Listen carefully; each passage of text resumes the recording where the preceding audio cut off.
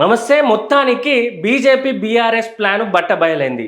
ఇన్ని రోజులేమో కాంగ్రెస్, బీఆర్ఎస్ ఒకటి, కొన్ని రోజులు బీజేపీ, బీఆర్ఎస్ ఒకటి అని వార్తలు ప్రతి ఎలక్షన్ వచ్చినప్పుడల్లా వార్తలు, పుకార్లు వస్తూనే ఉంటాయి.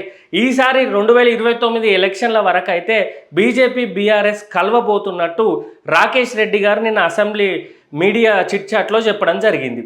అయితే వాస్తవానికి బీజేపీ ఎప్పుడు ఫేస్ టు ఫేస్ పాలిటిక్స్ చేయదు. ఇప్పుడు ట్రెండింగ్లో ఏమున్నదంటే బీజేపీ ఏదైనా రాష్ట్రంలోకి పోతే ఆ రాష్ట్రంలో ప్రాంతీయ పార్టీలను విడగొట్టడము, వాటిని చీల్చడము, వాళ్ళ మద్దతుతోటి అధికారంలోకి వచ్చే ప్రయత్నాలు బీజేపీ చేస్తూ ఉంటుంది. అదే ప్రయత్నంలో 2023లో తెలంగాణలో కూడా అదే ప్రయత్నం కొనసాగించిల్లు. అందుకే అప్పుడు BJP party president Bandi Sanjay ఉండే 2020లో ఎన్నికై 2023 వరకు జూలై వరకు ఉన్నట్టున్నాడు. ఆ ఎలక్షన్ల 3-4 నెలల ముందే బండి సంజయ్ని తీసేసింది సెంట్రల్ బీజేపీ. ఎందుకనంటే బీజేపీ ఉంటే బీఆర్ఎస్ తోటి పొత్తు సఖ్యత కుదురుతలేదని బండి సంజయ్ని పక్కకు పెట్టింది. అప్పటి నుండి బీజేపీ డౌన్ఫాల్ స్టార్ట్ అయి ఉన్నది. ఆ తర్వాత బీఆర్ఎస్ తోటి పొత్తుకు ప్రయత్నం చేసింది, కానీ కేసీఆర్ మోనార్క్ లాంటోడు కదా, మొండి ఘట్టమై కూర్చున్నాడు, బాగా ఇబ్బంది ఉన్నది ఆయనకు అని చెప్పి ఆ బండి సంజయ్ని తీసి కొంచెం వెసులుబాటు కల్పించినా కూడా బీఆర్ఎస్ పార్టీ, బీజేపీ కలవలేకపోయినాయి. మళ్ళీ ఆ మధ్యలోనే కవితను అరెస్ట్ చేస్తాం అన్నారు. అసలు కవిత అరెస్టును తీసుకొని వచ్చిందే పొత్తు పెట్టుకోవడం కోసం. కానీ కేసీఆర్ మంచి అహం మీద ఉన్నాడు కదా, నేను ఉంటే సింగిల్ పార్టీగా 100 సీట్లు కొడతా అన్నట్టు ఉన్నాడు. ఎట్లా నేను గెలుస్తా, కవితను అరెస్ట్ చేయనీయకుండా చూసుకుంటా అనుకున్నాడు. వీళ్ళు కూడా కొంచెం టైం ఇచ్చిళ్ళు, కవితను అరెస్ట్ చేయకుండా ఈ అసెంబ్లీ ఎలక్షన్లు దాటేసిళ్ళు. బండి సంజయ్ని మార్చినా, కవిత అరెస్ట్ పోస్ట్పోన్ చేసినా బీఆర్ఎస్ పొత్తుకు రెడీగా లేకపోయేసరికి బీజేపీ ఒంటరిగా పోరాటం చేసి 8 మంది ఎమ్మెల్యేలను గెలుచుకున్నది 119 మందిలో. ఇంత 3 సార్లు అధికారంలో ఇప్పుడు దాదాపు 12 ఏళ్ళ నుండి 13 ఏళ్ళ నుండి అధికారంలో ఉన్న బీజేపీ పార్టీ కూడా తెలంగాణలో కేవలం 8 సీట్లే సంపాదించుకున్నది.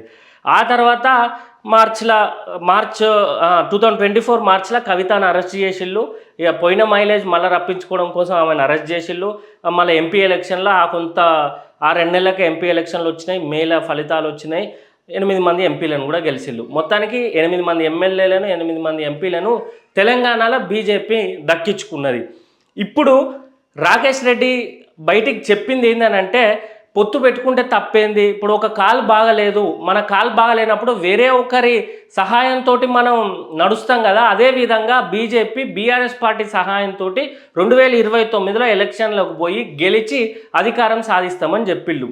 కేటీఆర్ బతుకున్నాక ఇది జరిగే ముచ్చట్నేనా?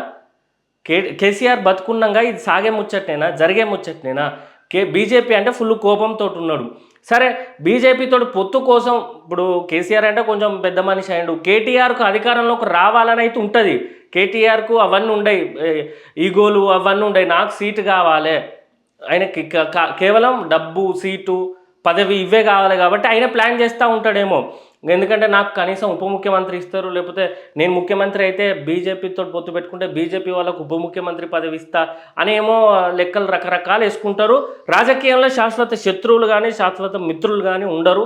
దానికి ఇదే నిదర్శనం. అయితే రాకేష్ రెడ్డి అన్న మాట ఏంటంటే, కాలు బాగలేకపోతే పక్కోళ్ళ సాయం తీసుకుంటారు అంటే మీకేం తక్కువైంది తెలంగాణలో కానీ దేశంలో కానీ? మీరు అన్ని మంచిగానే ఉన్నారు కదా, మళ్ళీ మీరు ఆ దొరల కిందికి ఎందుకు పోతాళ్ళు, వాళ్ళ కిందికి ఎందుకు పోతాళ్ళు? రాకేష్ రెడ్డి తెలంగాణ బీజేపీ కట్టర్ కార్యకర్తల పరువు ఎందుకు తీస్తున్నారు?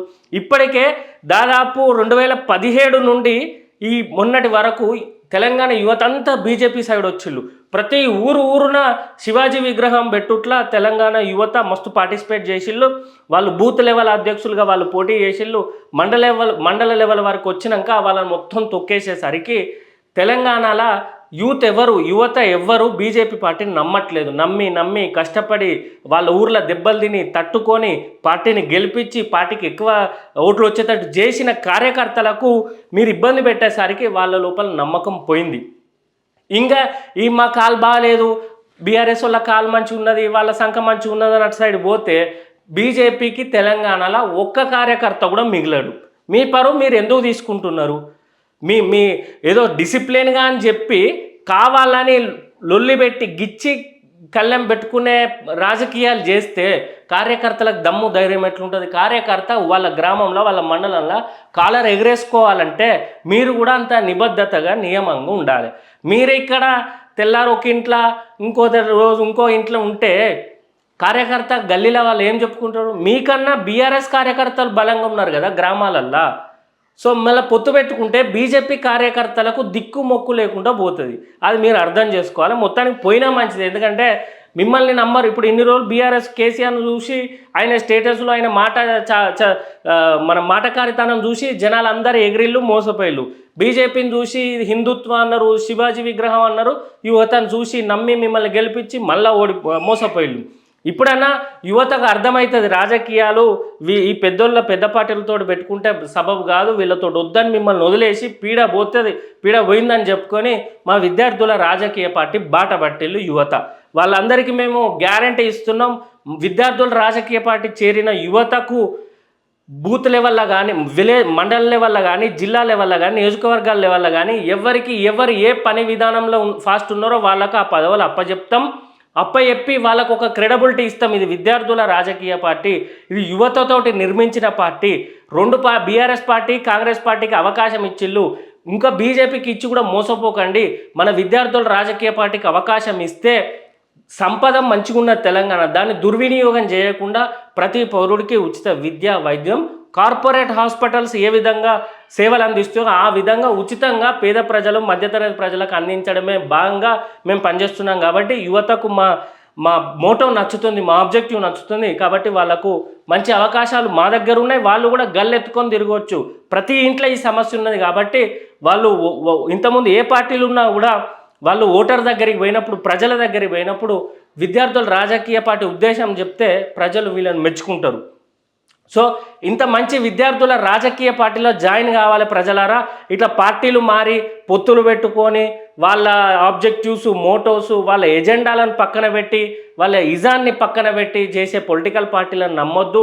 మన విద్యార్థుల రాజకీయ పార్టీనే నమ్మాలని తెలియజేస్తూ జై తెలంగాణ, జై వీఆర్పీ, బ్యాట్ గుర్తుకే మన ఓటు.